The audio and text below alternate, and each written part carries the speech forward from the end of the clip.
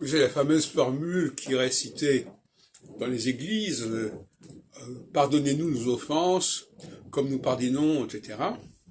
Et la question d'offense, elle est liée directement à la dialectique du ça et du surmoi. Le ça peut provoquer une offense.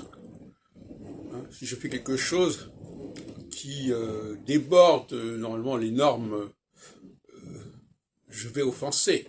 Mais en même temps, le surmoi aussi peut être une offense. Si je fais remarquer à quelqu'un que son comportement est assez insupportable, qu'il sent mauvais, qu'il parle trop, etc., c'est aussi une offense. Donc, le ça et le surmoi, c'est une sorte de jeu de ping-pong. Tu m'offenses, je t'offense. Sauf que moi, j'offense l'autre. Je peux offenser l'autre à la fois par mon ça, et à la fois par mon surmoi. Et l'autre aussi peut m'offenser à la fois par son ça et par son surmoi. Et c'est pas le même type d'offense. L'offense par le ça, c'est quand je fais quelque chose d'interdit.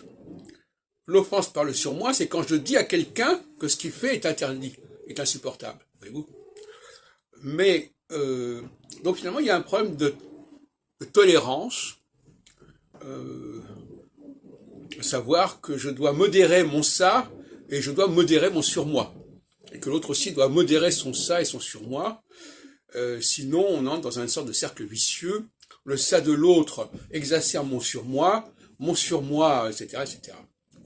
Donc, on voit bien que cette notion de ça, les topiques sensoriels, comme je le dis, puisque ça concerne dans mon travail certains domaines, le ça de telle personne, c'est dans ce domaine-là, et le ça de l'autre personne, c'est dans un autre domaine. C'est justement ça qui joue. Les ça et les surmoi ne jouent pas sur le même domaine.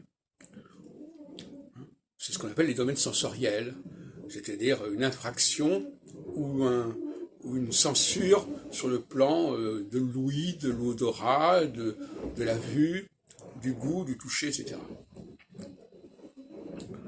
J'en ai parlé, on va pas revenir là-dessus.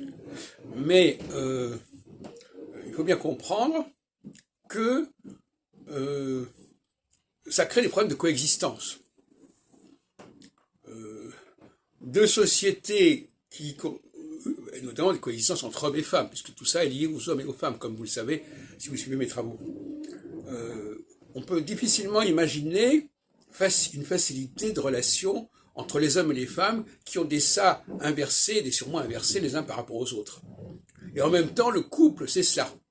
Le couple, c'est la cohabitation d'une inversion des topiques sensoriels. Donc le couple, c'est l'apprentissage d'une certaine tolérance, d'une certaine indulgence pour les excès à la fois du ça et du surmoi de l'autre. L'autre fait trop, il y a un trop grand laxisme au niveau de son ça et une trop grande sévérité au niveau de son surmoi et inversement. Et voilà, donc ça, je crois que ça n'a pas été étudié suffisamment et je suis content de contribuer à l'évolution de cette recherche.